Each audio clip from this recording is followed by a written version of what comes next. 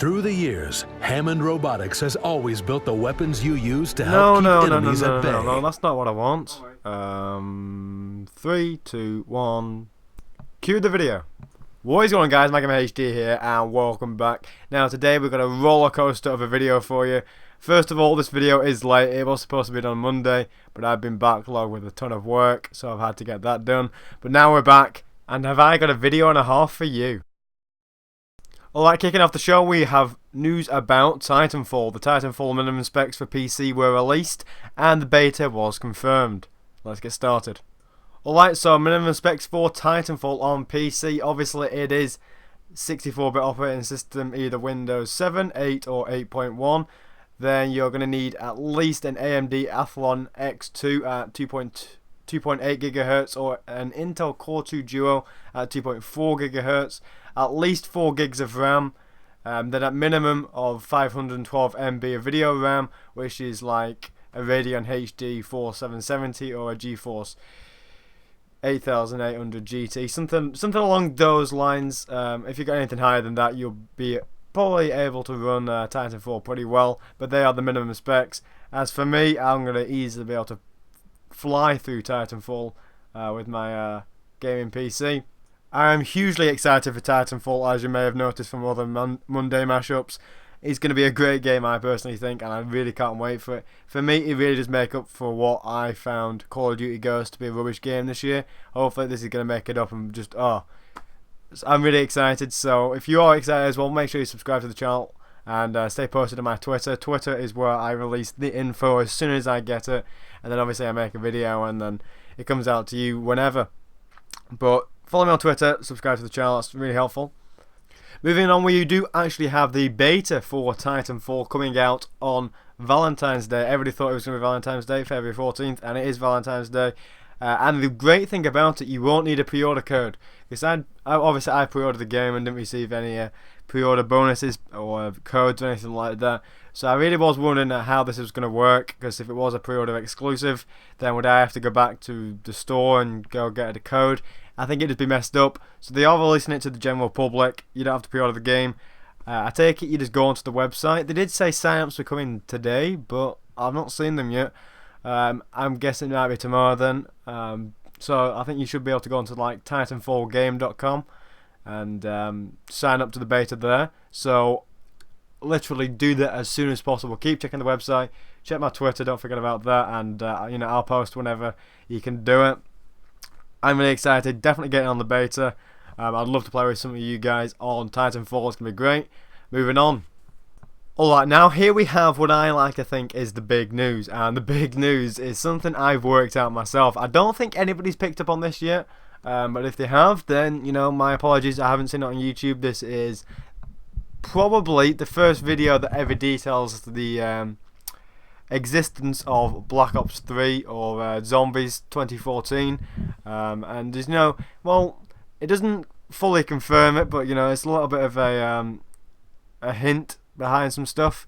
It's to do with Call of Duty Ghosts as well. Basically, if you play the Call of Duty Ghosts story, which I'm guessing most of you Call of Duty fans have, then you'll know there's that big thing in space and it shoots the missiles, rockets, whatever they're called, down.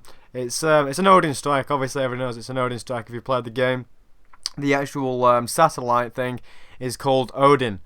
So I was browsing around YouTube and I was watching this video by the Game Theorists, which said that the US, like the US government, whatever you want to call them, like NASA, whoever it is, do actually have one of these in real life. It is up in space right now, and it has the ability to fire these rockets down and blow up some areas, whatever they're called. But it's not called Odin, it's called Thor. And then my mind instantly clicked, and I read the comments, and I mean, he in the video didn't mention anything, nobody in the comments mentioned anything, but Odin and Thor, what does that remind you of? If you're a big Zombies fan, then you might know. You really should know if you're a big Zombies fan. I mean, I definitely know, and it's missing something, to be fair. You've got Odin, Thor, and Freya. They were the big, massive zombie things that walked around in Origins. They were all called different names. You had those 3 different names. Like once you go inside, you could see what they were called, and that's what they were called. You had Odin, Thor, and Freya. So I'm looking around for something to do with Call of Duty Ghosts and the word Freya. If I can find it, then that's definitely confirming something to do with zombies, and the zombie story isn't ended or anything like that.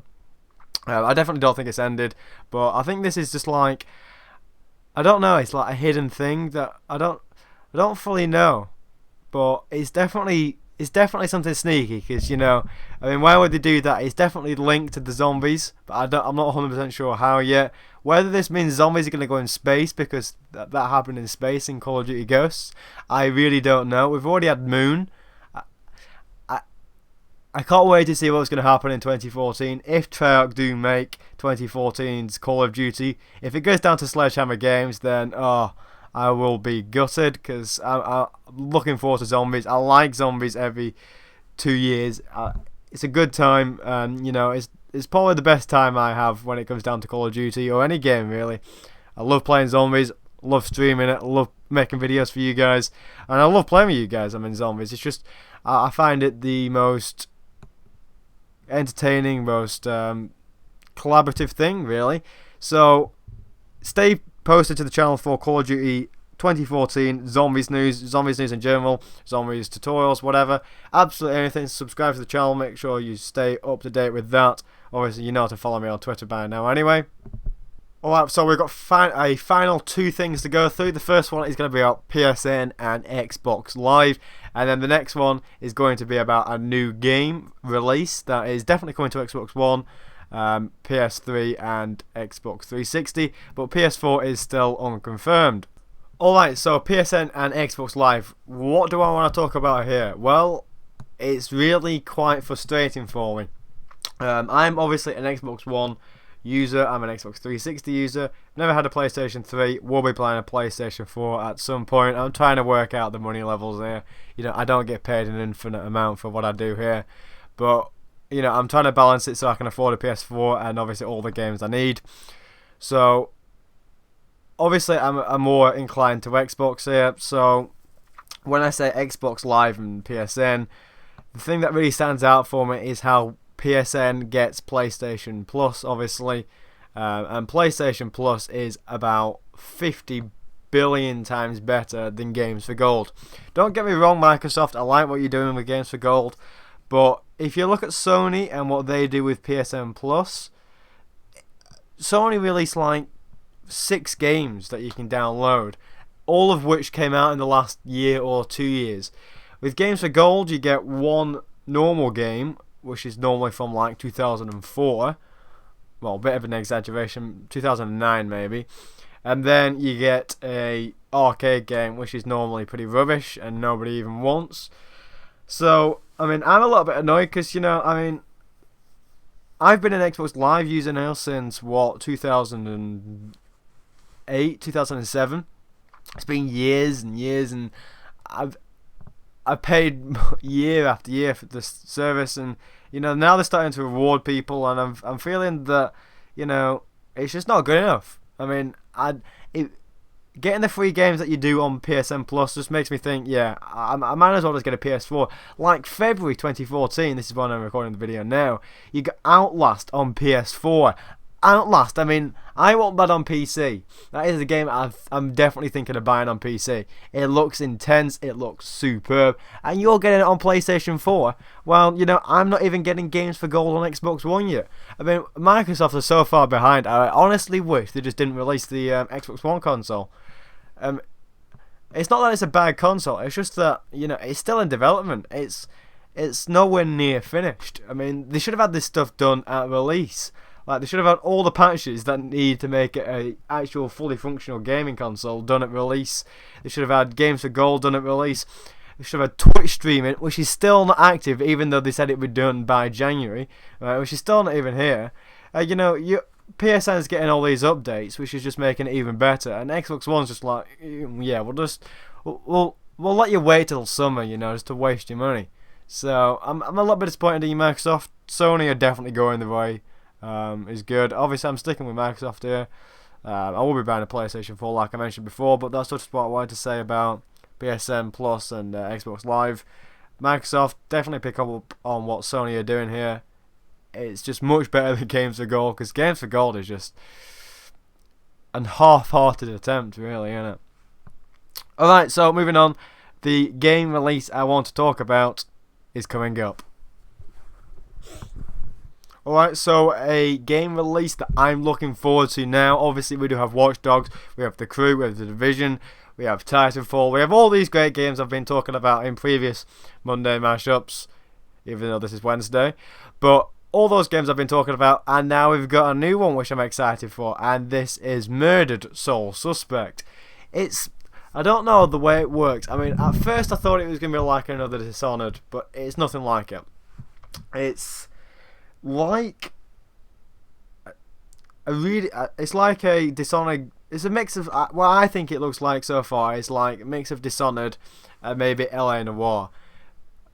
So, I mean, it looks really good. I'll leave the link in the description for the trailer, and I think it's going to be a great game.